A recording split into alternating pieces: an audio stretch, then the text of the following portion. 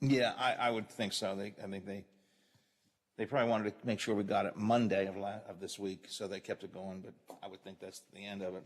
We'll see. If they have more next week, we'll run them, but I'm trying to decide what I'd like to put in there at 8:10 if we're going to, without the capital report. Do I want to do the regular daily comedy bit there, or I'm not sure what I want to do. I want to do something. I like the way that works. 8:10 a quick report, and then 8:15 a guest. Milton is at 8:15, by the way. And flu at 9:15. We'll do absent anything else. We'll do Friday Funnies at 8:40. Couldn't find much good stuff this week. There was just not any good comedy. What is today's comedy? Stand-up comedy. I didn't look at that. I don't know if it's any good or not. I'll check it now. Otherwise, we'll just use that parade thing from Gaffigan that I sent you. But I listened to a whole week's worth of stand-up comedy. I couldn't find anything I thought was very good.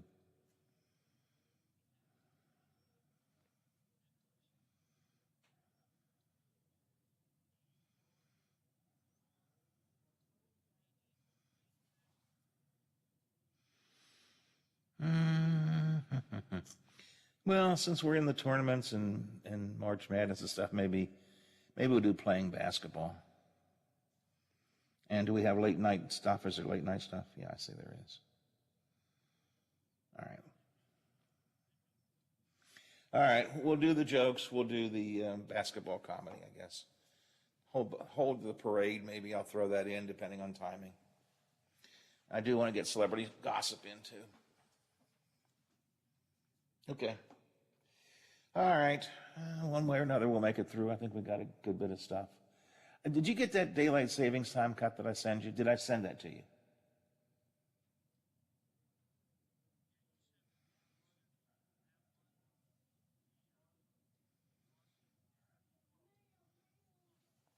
It's probably going to be 9:30, but I want to use that daylight savings time cut.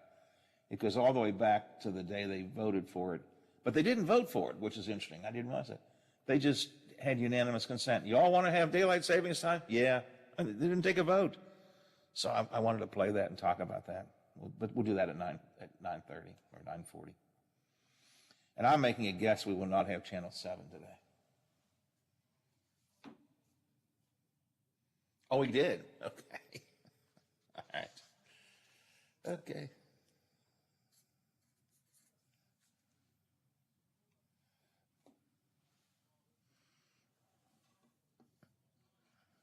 Okay. I was going to alert him, but then we hadn't heard from him all week. I thought maybe he was on vacation or something, so I didn't worry about it. My bad.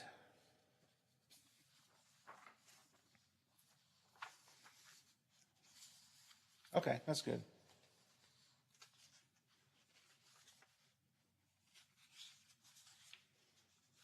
The Bridge Tavern in downtown Wheeling wants to buy any and all unwanted gold and silver jewelry.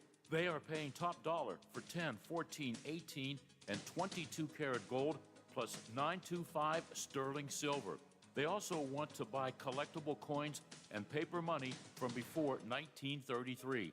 Wheeling Coin and Hobby is open daily from 9 a.m. to 5 p.m. Monday through Saturday. Coin and Hobby, 304-232-8430, and add them on Facebook.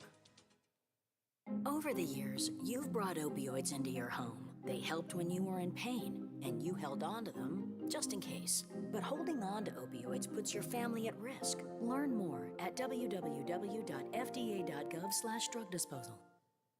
Did you know Greer Lime Company's products are used in a variety of environmental applications that impact your everyday life? For example, Greer's Quick Lime and Hydrated products are fundamental to the key processes in drinking water and wastewater treatment, and their high-calcium limestone, Quick Lime, and Hydrate products are used in the removal of acidic pollutants from power plant flue gases. Greer's products are also used in coal mines to treat acid mine drainage and as alkaline amendment. Learn more online at GreerLime.com.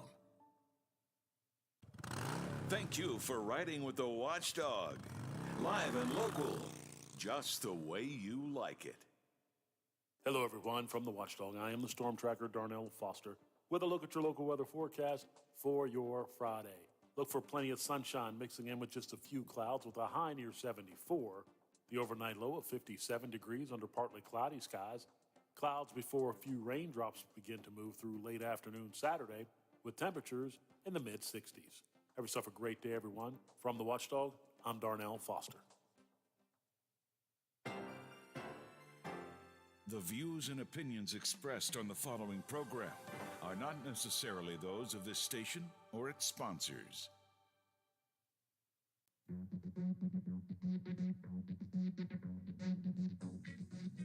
Live from the Robinson Auto Group studios, this is the Valley's longest-running morning show, the Watchdog Morning Show with Howard Monroe from WKKX and WVLY. It's Friday, Friday, Friday. Only a couple of hours left for Biff and I before we head off into the weekend, and some of you at least beginning the beginning of the ending of your week. Does that make sense? Yeah, because you're about to begin Friday, so you're beginning the beginning of the ending of your week. Welcome to the show. Glad you are here. We are looking at 51 degrees, Wheeling, Ohio County Airport, 50 degrees here at my home studios in the Elm Grove section of Wheeling, and 50 at the Robinson Auto Group studios, downtown Wheeling, in the heart of the Ohio Valley. Boy, it's looking nice outside. This daylight savings time stuff, I hate it. So when we got started this morning, it was still dark outside. I liked it better a week or so ago when there was some light to look at when I started the show. But it started off dark, but now it's nice and sunny and bright. We'll see mostly sunshine during the morning, cloudy this afternoon, rainy, including perhaps some storms as part of it into the evening today. 72 the predicted high. Again, 51 at the airport, 50 here at the home studios and at the Robinson Auto Group studios downtown Wheeling. COVID's been around for a couple of years now, of course, and it seems to be declining. The big question I keep asking myself, and many of you ask me as well, are we near the end, or is this just a lull of some kind? And after 2 years, what have we learned? Some of what I'll talk to Dr. Clark Milton about. Dr. Milton's been with us throughout the COVID situation from WVU Medicine Wheeling Hospital. He's coming up in just a handful of minutes. With rising gas prices and a big budget surplus in West Virginia, I would suggest it's a bit of a manufactured surplus, but nonetheless, there it looks on the books. Democrats in the Mountain State yesterday suggested Governor Justice should temporarily suspend the gas tax and give us all a little break. The governor says, "Why, that's just a political stunt." Delegate Sean Fluharty in a bit later on to talk about that. 5 local teams entered the West Virginia State-based basketball tournament earlier this week. Only one remains. Central plays tonight. Biff and I are kicking that around. And many of you had your brackets busted in March Madness when St. Peter's came out of nowhere and upset Kentucky. Russia continues attacking civilian targets. Meanwhile, the question is being asked, are we headed towards nuclear war? The U.S. Senate voted to make daylight savings time permanent, but sleep experts say they may have picked the wrong time to make permanent. The Friday Funnies will listen to some late night, last night comedy, plus some stand-up bits, including a basketball bit for you. And we've got more family 4-packs to give away for this weekend's professional bull riding event at West Banco Arena. So you can tell we have a very busy morning in store. We'll start off right now here at 8:12 with our Capitol Report. Probably the last time we'll take a look back at what happened during the legislative session as Jeff Jenkins gives us the wrap-up. This is the Metro News Capitol Report, brought to you by...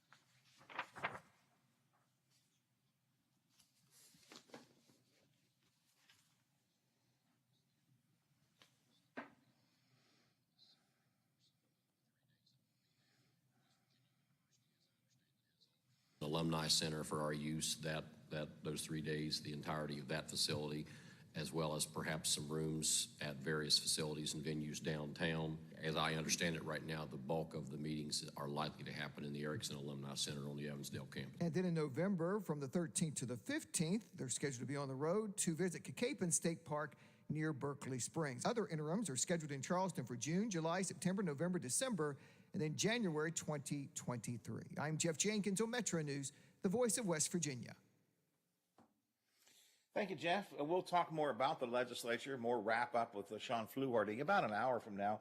Also, going to look at a proposal from the Democrats yesterday in Charleston to suspend the gas tax and give a little relief to citizens. The governor calls it a political stunt. I'm not sure, as I read his statement, I don't know that he said, I'm not going to do it. He just called it a political stunt.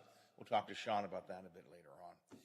We have been taking note of the fact that we're 2 years into the COVID story.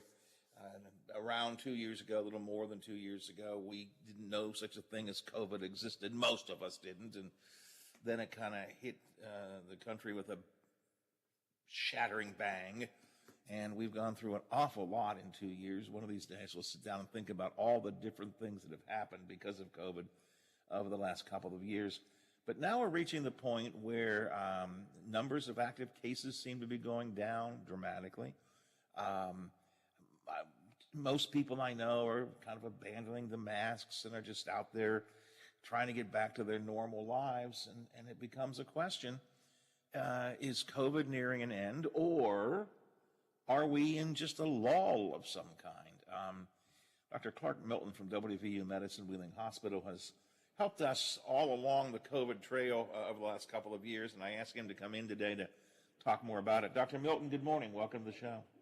Good morning, Howard. So, are we in a lull, or are we heading down and out of COVID? You know, every morning I get a good morning from most people, and then I get those three questions that you just asked. Is it over? When will it end? How can I get on with my life? And those are really good questions. It certainly appears to be hopeful. Looking at the CDC data, and as you accurately noted, case numbers are down, death numbers are down, hospitalization numbers are down. Isn't that what we mean when a pandemic begins to end? But it's really easy to define when a pandemic starts, and it's really hard to figure out when it ends. Last year about this time, we thought that we were close to the end, and Delta came along and knocked us down, and then we kind of got through that, and then this winter, Omicron came back and really hit us in the mouth. And I know you know that great philosopher who said, we all have a plan till we get hit in the mouth, and that was the great wisdom of Mike Tyson. And I think it makes us just a little bit nervous about what's going on. And now we get some information about Western Europe, and now on the East Coast, they're looking the wastewater, which I'd hate to have that job, but this another variant in the Omicron family is sneaking around. So we're just a little hesitant to claim this is done. You know, I'm feeling good. I feel like I'm getting back to normal. I'm out having a dinner at restaurants. I had a little debate with a friend of mine last night. We went to see Fiddler on the Roof at the Capitol Theater last week, and I said, hey, I missed you. He has season tickets too. He says, well, you know, we're still staying away from big crowds. And I said, well, I think we don't have to worry about that anymore. And then I stopped and thought, oh, do we? You know, I mean, are we giving up our precautions too quickly? And maybe, Dr. Milton, sort of a corollary to that is, will we ever really be able to give up our precautions that we've learned during this 2 years of COVID? Well, I think it's incredibly important that we move on, and that each of us have to, when we do this every day, make a risk-benefit analysis on what we will accept and what we won't accept. And I think if people want to continue to use precautions, let it be. That's okay. If you want to be a little less precautious right now, I mean, why not? The numbers are in our favor. Today they are. That's okay too. But understand that we have to be paying attention, and hopefully we learn something. Hopefully we've learned something. It's been a hard road over the past 24 months. And that if we see these numbers go up, then we may have to take a little step back. We're not going back to lockdown. That's not happening. Maybe it didn't even work. And we're with the masking issue. Look, respirators, those face masks that are used in hospitals and used by healthcare professionals and fitted, they work. Face mask, and we saw it, people have it under their nose, not so efficient. So this big battle that we got into about masking, maybe we leave a little bit of that behind. We just have to be paying attention. We're done with this virus. There's no doubt about it. All of us are done with the virus. Unfortunately, the virus isn't done with us. Well, I see just today or yesterday, I guess, actually, Moderna, I'm feeling pretty good. I got 2 shots and a booster. I'm feeling good about the vaccination aspect of this. And then I see where Moderna wants the FDA to authorize a 4th COVID shot for everybody. So is that just, I don't want to be too cruel here, but is that a money grab by Moderna, or is that a legitimate concern that we may need to be additionally vaccinated? Well, every time I give a lecture, I have to maintain a conflict of interest statement that I don't have one. And when I see CEOs of pharmaceutical companies saying these things, I'm like, wait a minute, there's a little bias here. But maybe a lot of bias.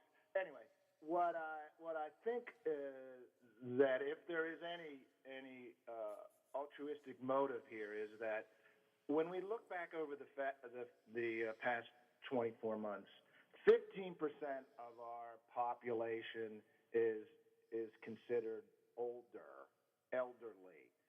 They was 75% of the deaths. And so maybe in that group, a booster may be indicated, but that we have to pick out these certain subpopulations that are at risk. We know that immunity wanes, decreases over time with these vaccinations. We're not sure exactly about is it our immunoglobulins, our antibodies, is it our T cells? What's the whole deal that protects us? We don't quite have that straight yet, but we do know those that have diseases that interfere with the immune system, immunocompromised, and we do know those of us like me, unfortunately, that are older, 60 or older, develop decreasing immunity, and that's probably where we will see these boosters go. Whether the CEO wants to pad the stock price or not, that's his issue, and really not in the area of general science. When Moderna first suggested a couple of days ago, or maybe a week ago, I lose track of time, but first suggested an additional booster might be needed, they had said for the elderly and the immunocompromised. Now, like you, I fit into that category, so I thought, okay, well, I might have to get one. But it didn't initially sound like they were suggesting everybody. But as of yesterday, it sounds like he's asking for permission to make it mandatory for everybody. I don't know, not mandatory, but to make it available for everybody. And I'm like you, my instinct, hey, I'm a nobody. I'm a talk show host. I'm not a doctor. I'm not an epidemiologist. I'm not a pharmacologist. I don't know anything. But it doesn't feel right to me that everybody probably needs it. But I guess, who knows? Well, I am a doctor, and I still am a nobody, and I'm right with you. You got to show me some evidence. That's what the FDA is supposed to do. And look, when we look back on this, and I look back on, I have a couple of assessment words I've used over the past 24 months, and it's been mind-bending with the numbers of diseases and deaths. But it's been enterprising. And the enterprising was the warp speed development of this vaccine. And warp speed became a really difficult word. It was incredibly efficient. In 9 months, we developed this, and then it got used in a negative manner for other reasons. And the vaccine has been incredibly successful at what it was intended to do: prevent severe disease, hospitalization, and death. And it never was intended to prevent the transmission. It's not good at that. This virus is too wily. But if indeed this a new variant, BA2, this Omicron, and remember, it's a chess match between hosts, which in this case are humans, and the pathogen, the virus. It adapts because it has to live. We adapt because we want to live. And it looks like these viruses are becoming more transmissible, but less severe. That's the point I just was going to get to. One thing I think we have learned over these couple of years is that while COVID, the first strain of COVID had terrible effects on a lot of people, and while the variants have come along, we may see more people getting, quote, sicker or, testing positive, but the symptoms aren't nearly as bad. I mean, we have to it's not a yes or no anymore. It's how bad is it? What's it going to mean to you? It's not the same as just getting it and dying. I hate to put it that way, but that's where some people were thinking in the early days of COVID. Oh my God, you get it, you're dying. Yeah, I thought that. That's why I was first in line to get a vaccine. But you're absolutely correct. Initially it was there was no immunity. It was like throwing a flamethrower in a fireworks factory. Cases exploded everywhere. But now we have some immunity. It's estimated that Americans are around 75% of us have some immunity. We were exposed, we had the disease, we got vaccinated. So that protects us from these severe complications that we struggled with, those on the ventilator, ICU, using a process called ECMO. We all know somebody that either ended up in the ICU or died. There were no degrees of separation early on with this disease. And now we're going to have to learn to live with it like we do the other coronaviruses, which cause colds or maybe influenza. I'm not comparing this to influenza, but I'm comparing how we will deal with it. And I think that's where we're moving with this. And that means some of us have to pay close attention. And then that means some of us who didn't think we had to pay close attention will happen. That happens in influenza when, we have 30,000 deaths a year. Most of those are immunocompromised and older. Some are not. And so we all have to pay attention. In the early days, when we would hear someone of repute, somebody whose name we all know, an actor, performer, politician, getting COVID, it was a shock. Like, oh my God, Senator Smith, oh boy, it's terrible. And now it's like last week I think it was, Barack Obama says, yeah, I've got COVID. And it's kind of like, okay, all right. Well, we're a lot better at getting a good test early. There are treatments that are available. We now have some oral treatments. They're complicated, but they're there. So they're there. The in-hospital treatments, the best treatment that we've had is if we get the right monoclonal antibody against the particular variant. They're very good. So another, a really enterprising development was how fast we developed some treatments. And so we now know how to deal with these. And we're better at predicting who may develop serious complications. And we've become a little numb to the whole deal, and the disease is just not as severe as it was to most of us. Anyway. Let me ask you the final question. In broad sense of the word, what have we learned over these last 2 years? And we've talked a bit about what we've learned in terms of the medical aspect of it, what we've learned more about COVID, about its transmission. We have a better sense of the vaccine and so on. But not just medically, but socially. I mean, what has this 2 years taught us in your mind? It's taught us that we have to understand that when leaders say follow the science, that science changes rapidly. And science is a philosophy, it verges on a philosophy that we present ideas and those ideas are questioned. And science may give us the data, but it doesn't tell us what to do. And that's where our leaders have to come in to help us, our public health leaders. And we have to be careful about the influences of bias, as we talked before. And one of the things I think that it was most important is how the influence of politics can shade, jade, and influence each one of us. And all of us have to be able to make a risk-benefit analysis.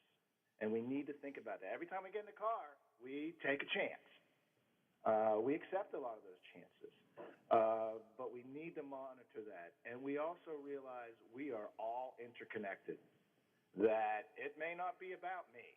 It may be that I got a snotty nose and I may affect my mother. So we're all interconnected. We need to pay attention and make good decisions. And we need to understand that there may be no yes, no. It's someplace in between, and each of us have to develop our own plans with that, understanding there's risk. So I hope we've learned that. Doctor, I always appreciate talking to you. It's been good to chat with you throughout COVID. We'll probably continue to talk on this and other issues as time goes by, but thanks for joining us today, and it's been a good perspective. Sometimes we've got to stop and, kind of reflect and think back, where have we been, where are we, and where are we going, and that's what I wanted to take a little time to do today. So appreciate your time, as always. Always my pleasure, Howard. Have a good Friday and the rest of the weekend. All right. Thanks, you too. From WVU Medicine Wheeling Hospital, Dr. Clark Milton, who has been with us frequently throughout the COVID years, giving us some insight and updates on COVID. And probably, 2 years in, we've been trying to figure out, are we done? I don't know. As I said, I was talking to a friend of mine last night. I was telling him, I had a great time at Fiddler on the Roof last week, the Broadway show at the Capitol Theater, tremendous show. And he said, well, and I noticed he has season tickets and they're close to mine. And I said, hey, I noticed you weren't there. Well, we just are afraid of crowds still. I said, well, that's a point, as Dr. Milton said, everybody makes those decisions. So he's afraid of crowds. I've reached the point where I think I'm generally speaking, ready to test the crowds. I'm out eating a lot more. I'm starting to get back into the swing of going out for lunch and those kind of things, which I kind of gave up for 2 years, and now I'm happy to get back to it. So 2 years and done. Active cases of coronavirus in West Virginia dropped again yesterday, marking a low point for positive COVID cases in West Virginia that we haven't seen since about 2 years ago. I mean, we are really tremendously low in West Virginia. Still there, still deaths, still hospitalizations, but they're dramatically down. Anyway, thanks to Dr. Milton for joining us. It is 8:32, 28 till the hour here on the Watchdog Morning Show. Since that's a pretty tough story, COVID, why don't we lighten things up a bit for the next half hour? We'll do some Friday funnies, a little bit of stand-up comedy, see what the late-night comedians were talking about. I've got some entertainment news for you, and all of that coming up in the next half hour of the show. Sean Fluharty, and he's always entertaining. We could call that entertainment part 2 when Sean is with us. He'll be with us in the 9 o'clock hour. 8:33, 27 till the hour, 51 degrees here on the Watchdog Morning Show. Now it's time for your local news headlines from 7 News.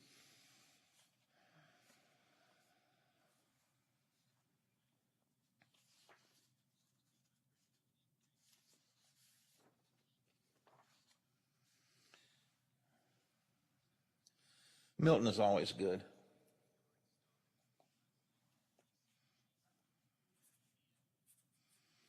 Yeah, I always enjoy him. He's easy to understand. He's straight to the point. Doesn't dodge the questions. He's a really good guest. Really good guy. When we come back, I'll do the Friday funnies. We'll do that basketball bit. So maybe to lead into that, we'll do just a real quick recap of the tournament. Okay. High school, just a real quick park loss, central plays, that kind of thing. We don't need to go into all the detail, but just a quick update on that. And again, like we did before, maybe a brief mention about the March Madness, and then that'll lead us into the basketball clip. Okie doke, thanks.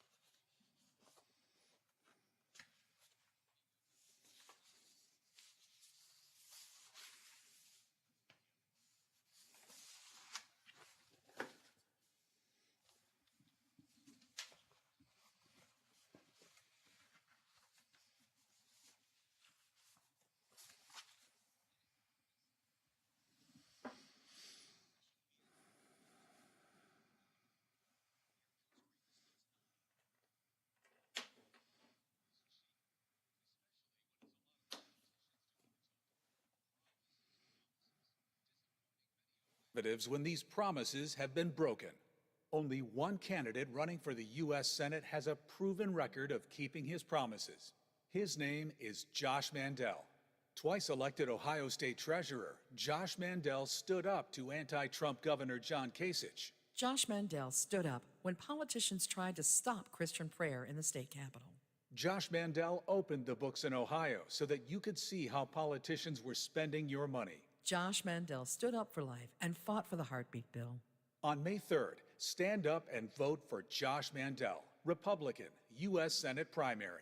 Combat veteran Josh Mandel, the proven conservative fighter.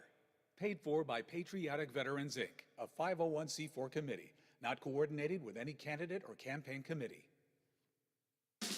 Ready, set, go get your Toyota today. Check out Toyota's wide range of all-wheel and four-wheel drive vehicles, like the brand new Corolla Cross, with available all-wheel drive and more cargo room than ever. Or go off-road in a rugged new 4Runner. Visit your Toyota dealer today, or go online to buyatoyota.com, the official website for deals. Hurry, reserve yours. Offers end April 4th. Toyota, let's go places. Mountaineer baseball lives here. Swung on, cracked, in the air, deep left field. Goodbye, home run. Tune in to Dan Zangrilli and Ernie Galuski all season long. Wild and wonderful, the West Virginia Mountaineers have defeated college baseball's #2 team. On your home for Mountaineer baseball, MSN, the Mountaineer Sports Network.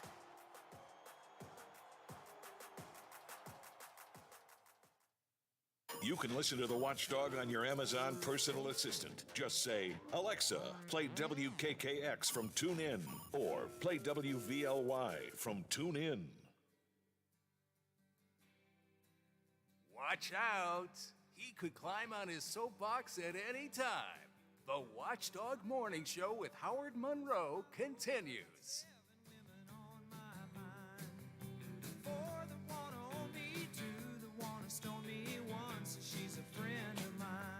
I was on the soapbox yesterday, and I'm not going to step up on it again and spend a ton of time with this, but I also am not going to let this slide by. Just have a quick mention yesterday and forget about it. I'm still really irritated with American Electric Power, AEP, and their plans for a planned power outage in Elm Grove on Sunday. A little more information kind of sneaking out, and it's sneaking out because the company specifically doesn't want the public to know. There is going to be a day-long planned power outage for parts of Elm Grove. It's somewhere early morning, 6:30, somewhere in that range, until 4:30, 5, somewhere in that range. So it's planned to be a day-long power outage for some parts of Elm Grove. It's going to be widespread, but not everywhere, and that's part of the problem. As you know, we talked about it yesterday. The power company has said that, well, they're just not going to tell us when. Security reasons. It's security, you understand? Security reasons. And I say, bull crap. Almost said something else. Baloney? Yeah, baloney is what it was going to be. It was going to be baloney. I still say baloney on that. I do know they contacted some people. I talked to someone yesterday who got the call from AEP saying your house will be without power. I have not received that call. So I'm guessing my house will not have a power outage in Elm Grove, my personal house, because I haven't been called. On the other hand, I don't answer my phone all the time. Okay? We're not here all the time. So did I miss a call? Did they miss I don't know. Because they're not telling us other than, we'll call you if you're involved. Again, a bunch of baloney, in my opinion. And the argument is, well, if you're affected, we will let you know. First place, we're not sure because, I don't know, maybe you missed me, but okay. If you're affected, we'll let you know. My second argument is that even if you are not affected as in your house isn't without power, it could affect you in your daily life on Sunday. If your church isn't going to have power, there are multiple churches here in the Elm Grove area. Are any of them in the no power plan zone? I don't know. If you were thinking about going out to have dinner someplace in the Elm Grove area, will they have power, not have power? I don't know. What about stoplights and traffic control. Oh, I mean, that's, there is a lot more to the power outage than just, is your house not going to have power? And this idea that they're keeping it secret is stupid. Just stupid, and it is unfair to the public. And we went through this a month or so ago when this was planned, and then they pulled the whole idea back. They didn't do it. I get they've got to make, I understand they need these planned power outages. My understanding is this is for the Hump Bridge project, the old stone bridge there by Monument Place. They're working on it now. They're going to do some major repair work to it and close the bridge. God help us. That'll be another problem down the road. And so they need to do this. I get they have to do it. They got to make whatever changes they're making to the power. So I get it. But the public's got to know. And I don't, this is security. It's security. Why, we don't want people to know that some places won't be without power. Why not? Why not? We patronize them. We ought to know. And if banks, that's the place I think of when we talk about security, if banks aren't going to have power, instead of keeping it secret and not telling anybody, that way the burglars won't know, hire some security and have them there extra on the weekend. Okay, I said I wasn't getting on my soapbox, and I did a little bit. I'm sorry for that, but I just, it still bugs me, and I know I'm going to not make a change. Nobody's going to change because of what I'm saying, but I'm still going to say it and keep it in front of your head because I just think it's way, way off base. I think it's asinine, to use the word that I used yesterday. Okay. Got that off my chest. 8:46, 14 to the hour here on the Watchdog Morning Show. Let's take some time to settle down and talk about more fun stuff like high school tournament basketball, Biffy. Unfortunately, of the 5 teams that went into the quarterfinals from the local area on Monday, we are down to only 1 left, right? We are down to 1 left, and that would be the Wheeling Central Maroon Knights, who will take on the Shady Spring Tigers tonight at 7:15. And the game before them is Morgantown in South Charleston. That's at 5:30. And then the nightcap tonight is Jefferson and Parkersburg South. Shady Spring, Wheeling Central, the middle game, again, 7:15. And that game will be here on the Watchdog this evening, so check that out. And all weekend long, we're hoping that Central will continue, although Shady Springs is going to be a tough one for them, but hoping that the Maroon Knights will move ahead. Whether they do or whether they don't, we will have all the games for you this weekend, so you'll be able to follow the tournament action from here. And as I said earlier, if you are listening to the Central game this evening and you hear like a little voice in the background saying, "This Zool's lemonade is good," that could be Brother Biff. Who will be there? You're going down right after the show, Biffy, or this afternoon? What's your game plan? I think probably leave about noon. Okay. Go down and probably get something to eat on the way down, and then I don't know, maybe after the game or before. We'll figure something out, but yeah, we'll get something to eat, and then probably catch some of the Morgantown South Charleston game, and then of course stay for the Central game, and then we might stay for the nightcap. Who knows? Or could be just go back to the hotel and watch the madness of the NCAA tournament. Who knows? Well, the NCAA tournament we talked about earlier, they had their own upset yesterday. St. Peter's upsets Kentucky. St. Peter's? Yeah. I mean, look, I'm not a big basketball fan, but really, who the heck is St. Peter's? Here's all I know about them, and I found this out last night. Their nickname is the Peacocks, and they are from New Jersey. That's it. That's all I know about them.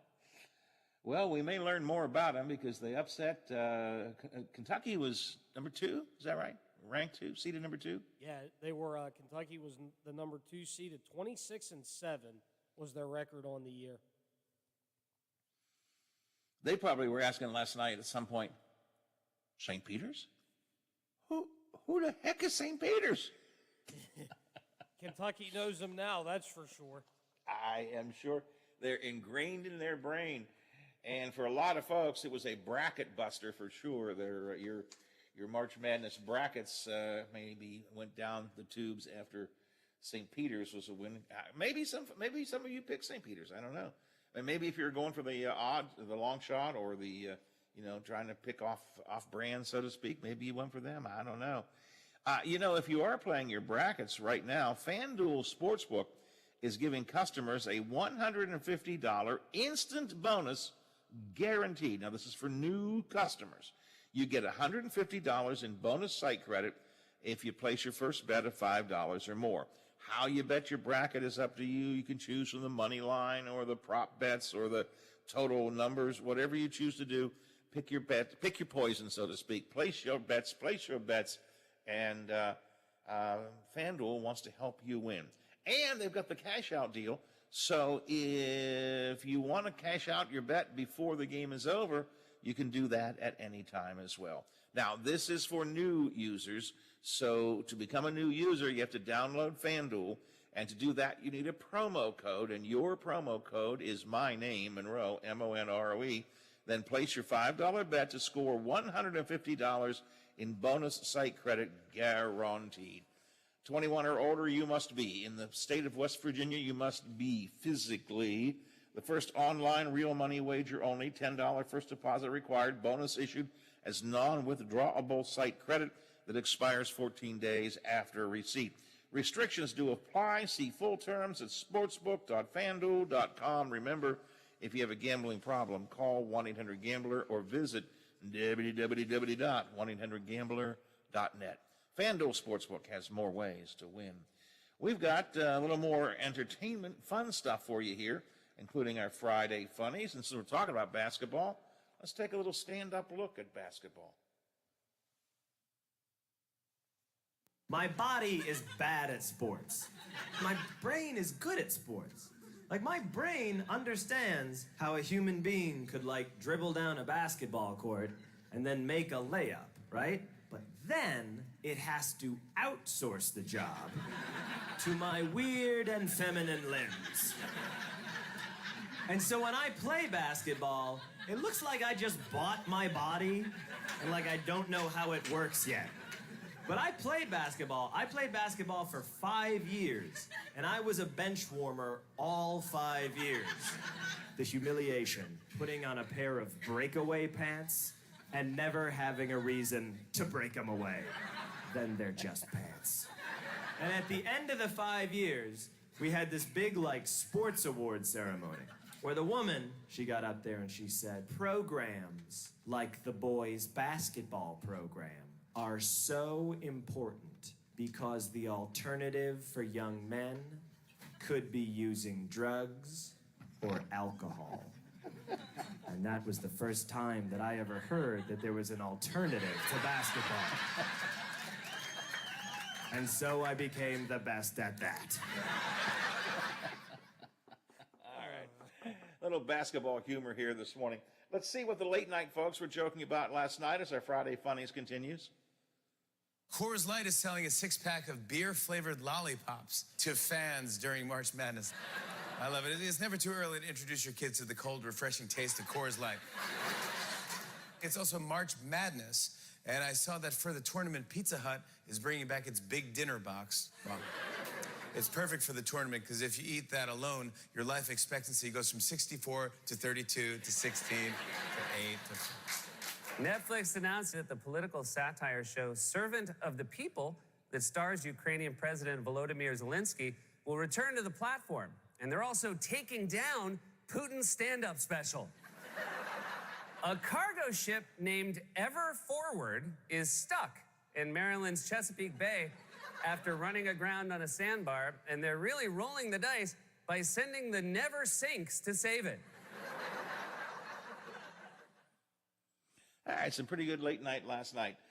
6 before the hour here on the Watchdog Morning Show. Biff, can we do a little entertainment news here, do you think? Yeah, we can do that. I got it hidden. There it is.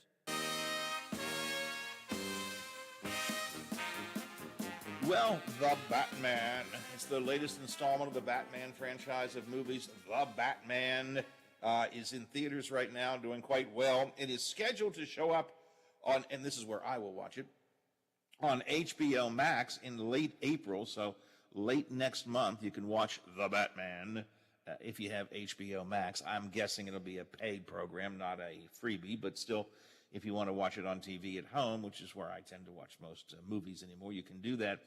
According to the website Deadline, HBO Max did not intend to put this information out, but there was a technical glitch of some kind, and so it popped out into the public's eye.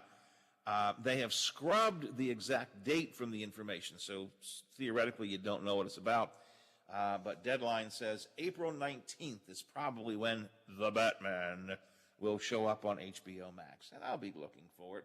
Deadline also reports that after 19 seasons, the final episode of the Ellen DeGeneres Show will air Thursday, May 26th. Final guests will include First Lady Michelle Obama, Jennifer Garner, West Virginia's own, Channing Tatum, Serena Williams, Gwen Stefani, David Letterman, Diane Keaton, and Ellen DeGeneres' wife, Portia de Rossi, all scheduled to appear not on the final show, but in the final 6 months. Pretty good run of people there. And as one of our comedians mentioned, The Hollywood Reporter says that Servant of the People is back on Netflix. Now, Servant of the People is a show that features Ukrainian President Zelensky. Think about how bizarre this is, Biff.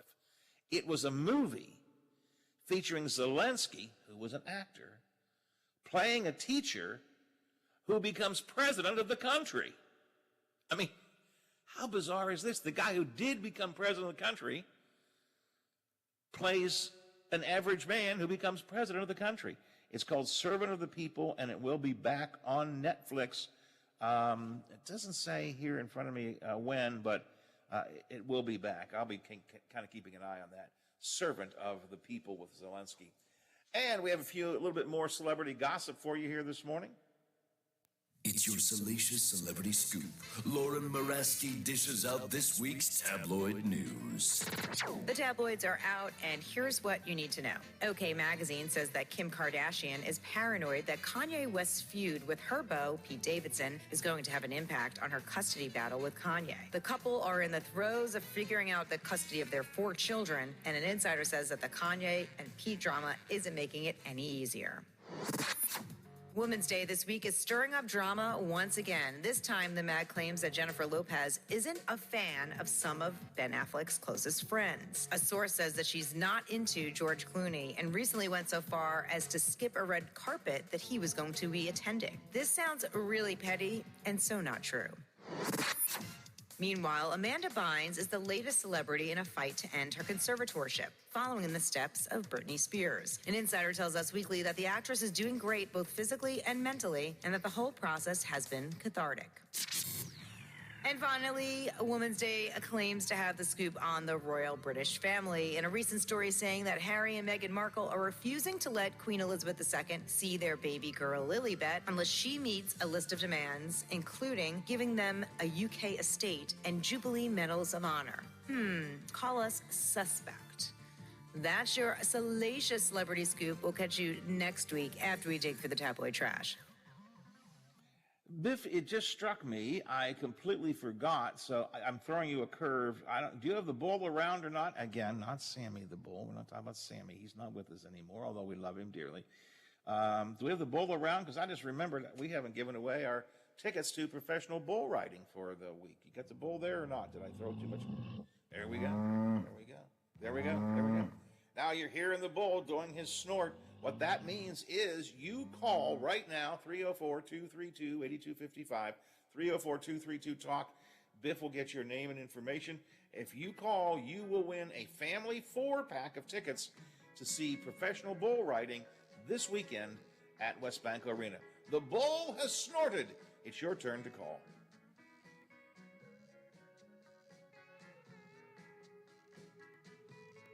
The Watchdog is FM 98.1, AM 1600 WKKX Wheeling, FM 97.7, AM 1370 WVLY Moundsville. From ABC News. President Biden is scheduled to speak with Chinese President Xi Jinping as the U.S. warns of consequences if China supports Russia in its invasion of Ukraine. Secretary of State Antony Blinken said We believe China in particular has a responsibility to use its influence with President Putin and to defend the international rules and principles that it professes to support. Instead, it appears that China is moving in the opposite direction. He says it appears China's considering sending Russia military assistance. Today, Russia hit the western Ukrainian city of Lviv for the first time, striking an aircraft repair facility with missiles launched from the Black Sea. Airstrikes are also targeting the capital city, and ABC's Ian Pannell has more from Kyiv. What's become of the center of Kyiv, heavy fortifications, sandbags, tank traps across the city. And this city keeps waking up every day to the sound of aerial bombardment. But in terms of the Russian land invasion, that seems to have stalled. They're about 9 miles from the capital, and they haven't advanced for well over a week now. The humanitarian crisis created by the invasion shows no signs of easing. ABC's Inez de la Catera has more from Poland. 2 million refugees now in Poland. Over 3 million have fled the war in Ukraine. In Poland, most are going to large cities like Krakow